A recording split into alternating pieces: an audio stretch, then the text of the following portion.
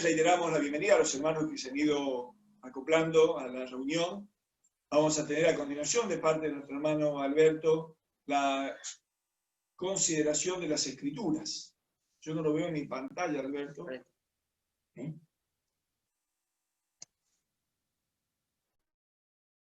Estoy.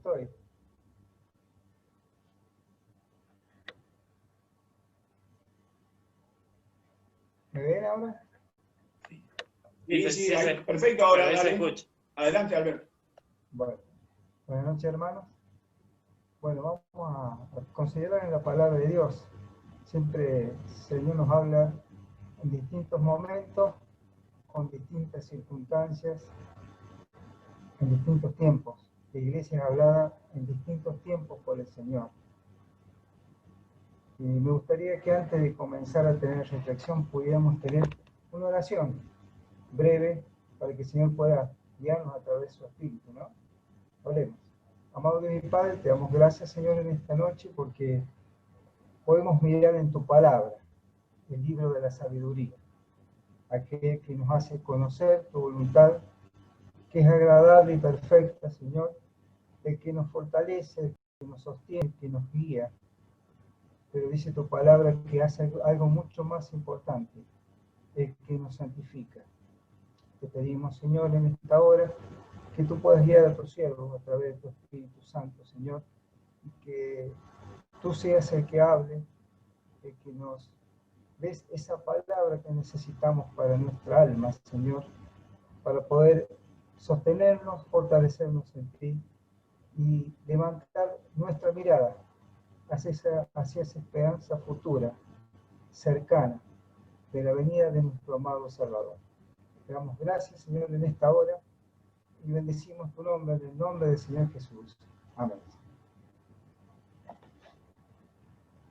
Hay un tema que estaba pensando y que justamente vamos a ver hoy en la palabra de Dios, que es sobre la fidelidad. ¿Qué es la fidelidad? Y bueno, la fidelidad por ahí es un compromiso que nosotros contraemos, pero este compromiso involucra constancia, sinceridad, responsabilidad, honestidad, confianza, etc. Hay tantas cosas, tantos valores que involucra. No, pero hay algo que es muy importante cuando nosotros tenemos que cumplir o tener fidelidad hacia Dios, a su palabra. Y justamente algo de esto me gustaría que pudiéramos considerar en esta tarde-noche. Y vamos a leer en Apocalipsis capítulo 2, versículo 8 al 11. Y dice el versículo 8, dice, y escribe al ángel de la iglesia en Esmirna, el primero y el postrero, el que estuvo muerto y vivió, dice esto. Versículo 9, yo conozco tus obras, y tu tribulación, y tu pobreza, pero tú eres rico, dice entre paréntesis. Y la blasfemia de los que se dicen ser judíos, y no lo son sino sinagoga de Satanás. No temas en nada lo que vas a padecer. He aquí, el diablo echará a alguno de vosotros en la cárcel para que seáis probados, y tendréis tribulación por 10 días. Sé fiel hasta la muerte, y yo te daré la corona de vida. Versículo 11. El que tiene oído, oiga lo que el Espíritu dice a las iglesias.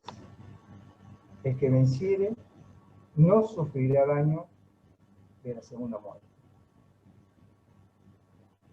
Muchos piensan, para entrar en contexto, de que estas cartas escritas de Éfeso, Esmirna, la Odisea, estas cartas del Apocalipsis, son cartas que se refieren a problemas concretos de iglesias concretas. Es decir, que esto nos ayudaría a recordar solamente lo que estas iglesias habían pasado y quizás sacar una lección de esto. Algunos otros estudiosos dicen que se refieren a cartas históricas. Por ejemplo, cuando hablan de la iglesia de Éfeso, como la iglesia apostólica, la iglesia de Esmirna como la iglesia de la persecución, hasta llegar, digamos, a la iglesia del presente, de nuestra iglesia, donde nos habla de la iglesia de la Odisea. Pero como no sabemos si estamos en este periodo, porque es muy difícil de determinar, para mí, la palabra de Dios es el mensaje de Dios para cada momento de la humanidad, y lo importante de esto es que Dios habla en forma permanente a su iglesia, y lo hace a lo largo del tiempo. Aquí vemos a Dios hablando a la iglesia de Esmirna, pero también está hablando de la iglesia del tiempo presente. Nos habla a nosotros, hermanos. Nos habla a nosotros. Esmirna era una de las 3 ciudades más importantes de Asia Menor, junto con Éfeso y Pérgamo, y es muy probable que esta iglesia surgió porque fue evangelizada por aquellos hermanos de Éfeso que se encontraban a 68 kilómetros de esta ciudad. Pero sabemos por su historia que fue una congregación fiel, uno por el contexto en que vemos la iglesia, sufriendo, perseguida y todo lo demás, pero por el otro lado, porque el pastor que dirigía esta iglesia era Policarpo, un discípulo de Juan, el cual tenía un celo vivo por el Señor Jesucristo, pero también por la palabra de Dios. ¿Qué quiero decir con esto? Que esta iglesia conocía en profundidad la palabra de Dios. Ahora bien, nosotros conocemos la Biblia de tal forma porque conocer esta palabra involucra a una relación íntima. Conocer es una relación íntima de nosotros con la palabra de Dios que nos llevan a vivir de acuerdo a la voluntad de Dios. ¿Por qué? Porque conocemos los pensamientos de Dios, conocemos lo que Él quiere para nuestra vida, pero también que aquella palabra que nos permite discernir los tiempos peligrosos. Por eso es necesario conocer, tener esa relación íntima con la palabra de Dios. No solamente conocimiento, que a veces me asombra ver muchas personas que tienen un gran conocimiento intelectual, llevan todo acá en la cabeza, pero no sirve de nada si no baja el corazón para que sea de forma experimental. La iglesia de Cristo vive experimentando la palabra de Dios, por eso le conoce a Dios.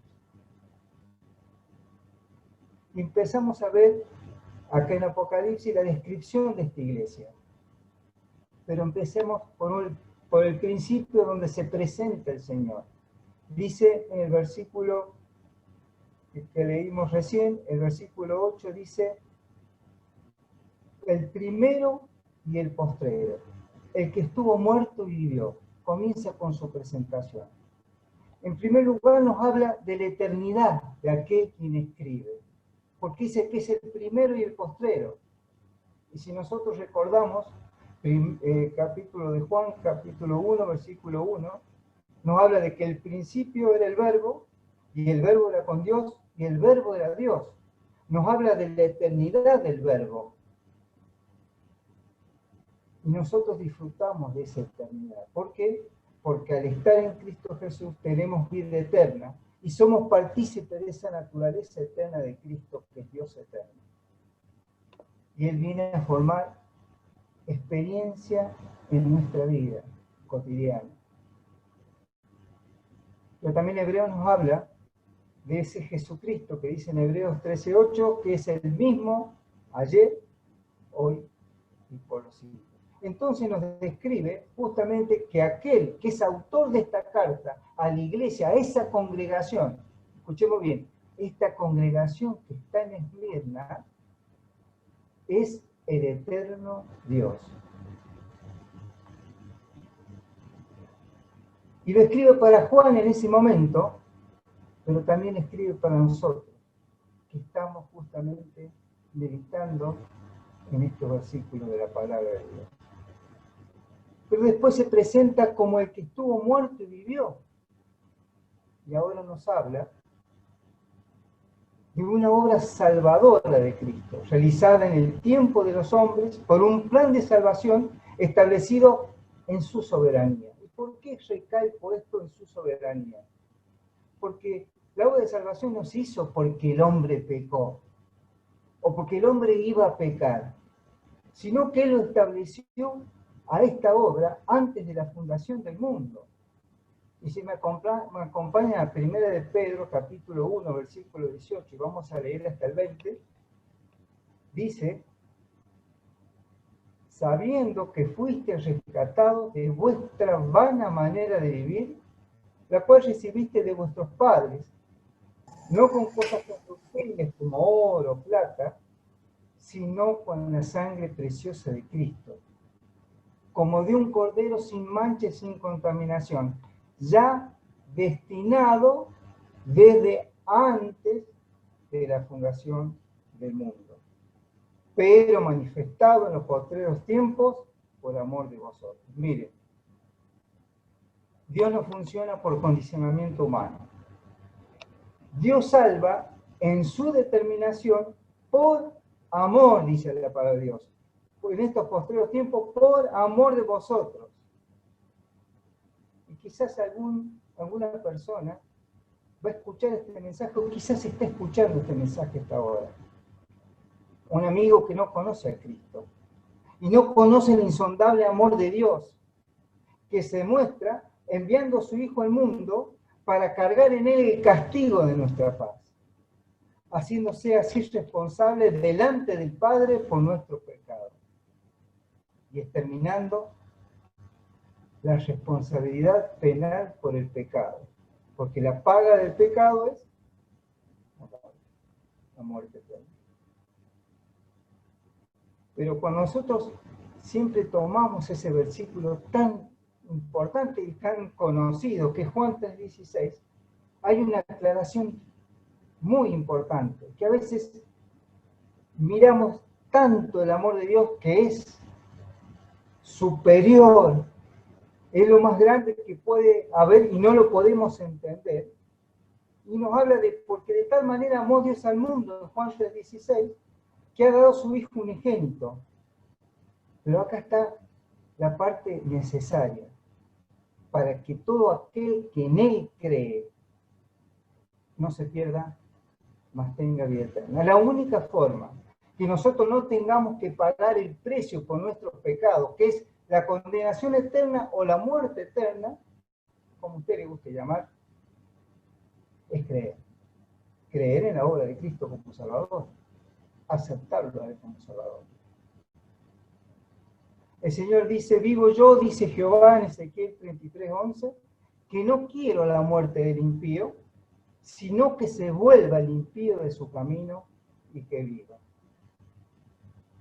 O sea, querido amigo, estás escuchando este mensaje y te está llamando a que te arrepientas de tu camino y puedas creer en Cristo como Salvador, y que ese corazón rebelde no te lleve a una condenación, sino que puedas quebrantarte delante de Él, aceptarlo como Salvador. Pero ahora quiero hablar a la iglesia, a nosotros.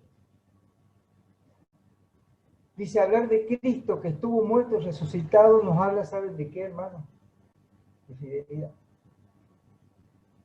Porque era necesario que Cristo resucitara.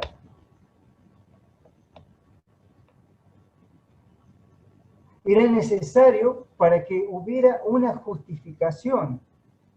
Y gracias por la fidelidad de Cristo, entonces podemos decir, justificado pues por la fe, tenemos paz para con Dios por medio de nuestro Señor Jesucristo. Aún más podemos decir, ahora ninguna condenación hay para los que están en Cristo Jesús. Pero esto es basado en la fidelidad de nuestro amado Señor y Salvador Jesucristo. Jesucristo es el Señor no solamente por condición y naturaleza, sino porque Él ha comprado a su iglesia a precio de sangre, hermano. Pero sigamos leyendo el versículo 9 del capítulo 2 de Apocalipsis, y dice, hablando a la iglesia, está hablando a la iglesia. Recordemos que está hablándole a la congregación, no está hablando a nosotros. Yo conozco tus obras y tu tribulación y tu pobreza. Y lo que ve el Señor son las obras de una iglesia fiel. Obras hechas en el poder del Espíritu Santo. Querido hermano, no hay ninguna obra que el creyente haga o pueda hacer, y no hay ninguna obra que la iglesia esté involucrada, si no procede o del Espíritu o procede de la carne. Pero no hay ninguna obra que proceda del hombre que tenga la bendición de Dios. Eso olvidemos. Esta iglesia es una iglesia comprometida, fiel al Señor, que sus obras son impulsadas por el Espíritu de Dios.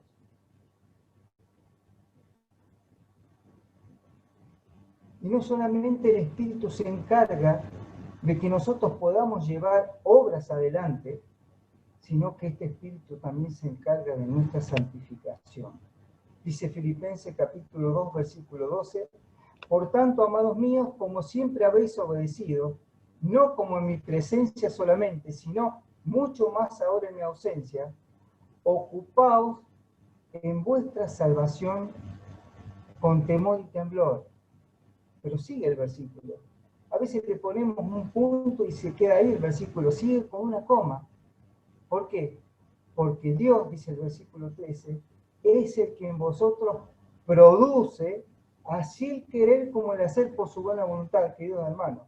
Toda obra buena que glorifica el nombre de Dios, así aún la santificación de nuestras vidas, es producido por el querer y el hacer por la buena voluntad de Dios.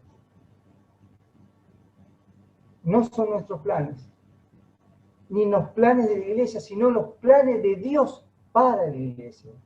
Y el poder de Dios que nos lleva a actuar, y estas obras son el verdadero testimonio, porque proceden de Dios y porque la iglesia ha sido llamada a ser testigo de Cristo.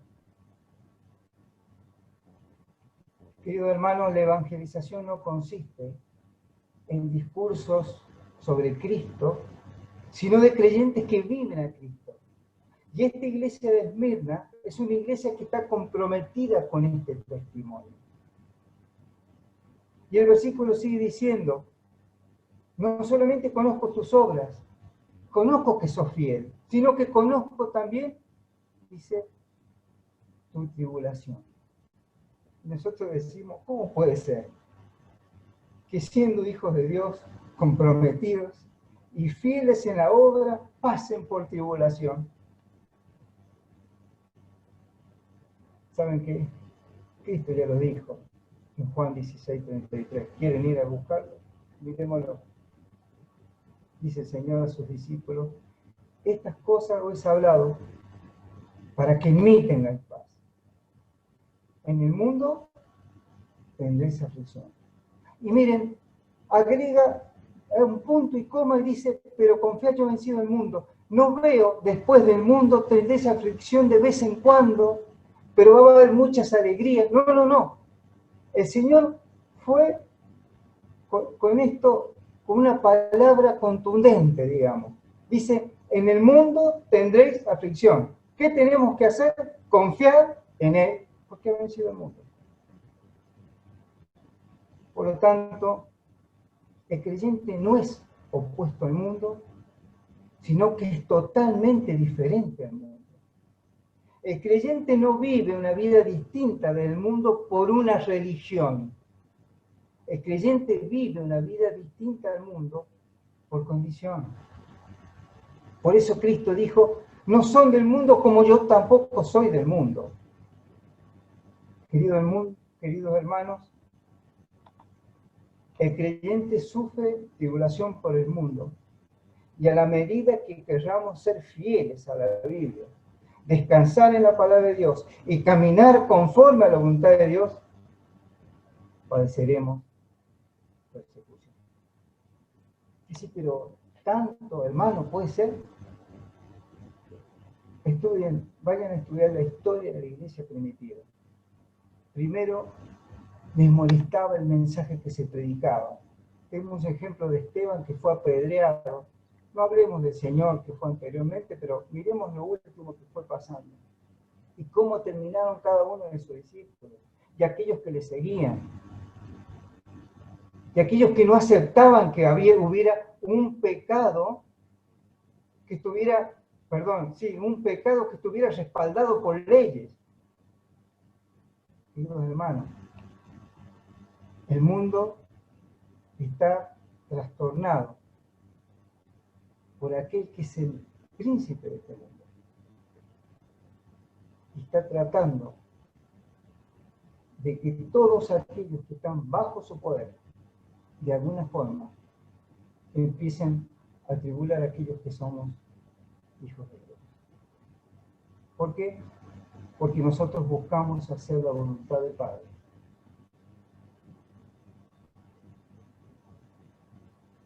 Pero continúa este versículo y dice, no solamente conozco tus obras, sino conozco tu tribulación, sino que conozco tu pobreza. Los creyentes de Esmirna eran seguidores de Cristo aún en la pobreza. Y esto nos habla que aquel que no tiene ninguna fuerza personal es verdaderamente rico en el poder de Dios. Dice la palabra de Dios en 2 Corintios 8:9, porque ya conocéis la gracia de nuestro Señor Jesucristo, que por amor a vosotros se hizo pobre, siendo rico para que vosotros con su pobreza fueseis enriquecidos. Escuchen bien, con su pobreza fueseis enriquecidos, no con su riqueza. Él tuvo que despojarse a sí mismo, entregarse, obediente hasta la muerte y muerte de cruz. Esa es la pobreza total para que nosotros pudiéramos disfrutar del poder de Dios en nuestras vidas. Y ahora sí, somos hijos, como dice Romanos 8:17, herederos de Dios y coherederos con Cristo. Pero dice también la palabra de Dios algo más que a veces nos cuesta querer aceptarlo, ¿no? Dice, si es que padecemos juntamente con Él, para que juntamente con Él seamos glorificados. Olvidémonos, queridos hermanos, para el mundo quizás no tenemos valor. Quizás somos pobres materialmente, ni tenemos la fama que a ellos les gusta. Pero nosotros tenemos todo nuestro poder y toda nuestra fortaleza, todo nuestro tesoro en Cristo Jesús. Ahora bien, tenemos obras correctas delante de Dios que le glorifiquen. Pero hermano, estás pasando por tribulación. Eres pobre. Porque no va a quedar ahí nomás. Además de entender que va a haber tribulación, se va a agregar aquello, como dice aquí también en la palabra de Dios, que van a hablar mal de nosotros y quizás nos van a calumniar. Vamos a sufrir también esto. Entonces, ¿qué vamos a hacer?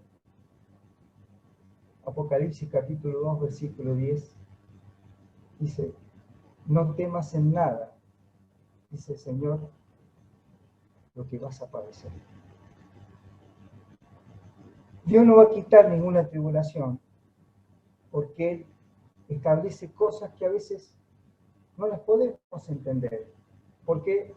Porque sus pensamientos son más altos que nuestros pensamientos. Y en mi experiencia personal, en pruebas muy difíciles, le he preguntado al Señor muchas veces por qué. ¿Saben lo que el Señor me contestó?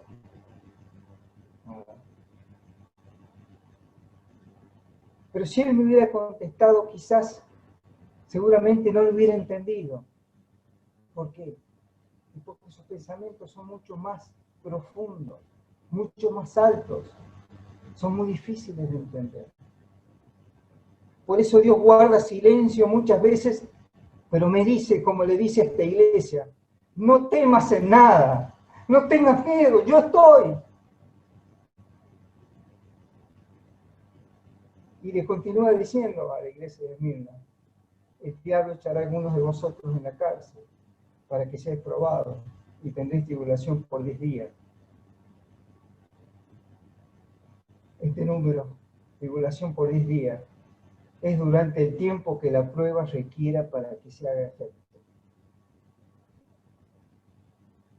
Miren, el Dios que permite la salvación como su gracia, también permite los problemas, las dificultades, las persecuciones, como una manifestación también de su gracia. Querido hermano, cuando somos perseguidos, cuando somos afligidos, cuando somos golpeados, cuando somos sacudidos, la fe se establece mucho más firme en Cristo Jesús. Pero lo más importante de esto, hermanos, que esta tribulación tiene un límite. A esta iglesia le decían por 10 días. El apóstol Pedro dice, por un poco de tiempo.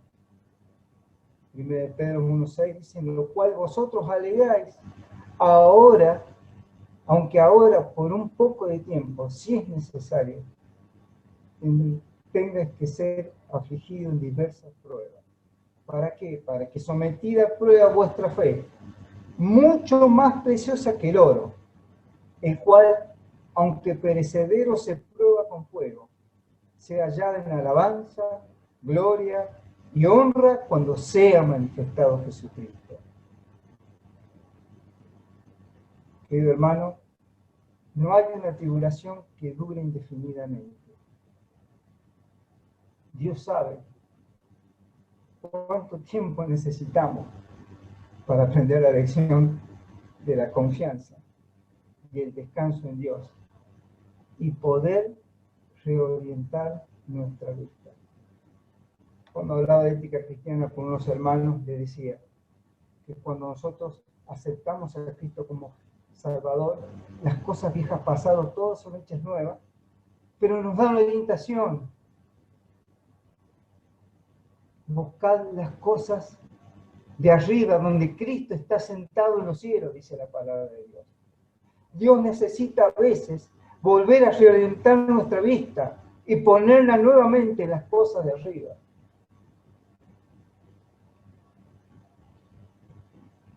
Pero también Dios nos hace una demanda a la iglesia, que dice en la segunda parte del versículo 10, sé fiel hasta la muerte. Si Cristo fue fiel, porque se despojó a sí mismo y con su pobreza nos enriqueció para que nosotros podamos estar allí donde Él está, como dice también la palabra de Dios. La demanda de Dios es ser fiel hasta la muerte. Este versículo nos habla de ser fiel. Y aunque la tribulación o el problema que se produzca nos lleve quizás a la muerte, mantengámonos firmes. Mantengámonos fieles cualquiera sea la situación. ¿Saben por qué? Porque así la vida del cristiano se va a configurar a la imagen de Jesús. Ese es el proyecto de Dios. Romanos 8:29, no lo voy a leer, búsquenlo, hermano. Fidelidad es lo que demanda Dios.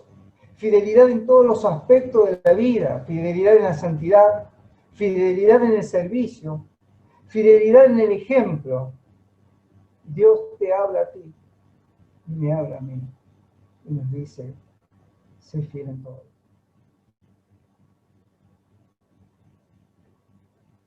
Es la palabra que algunos de nuestros hermanos ya recibieron y que están en su presencia.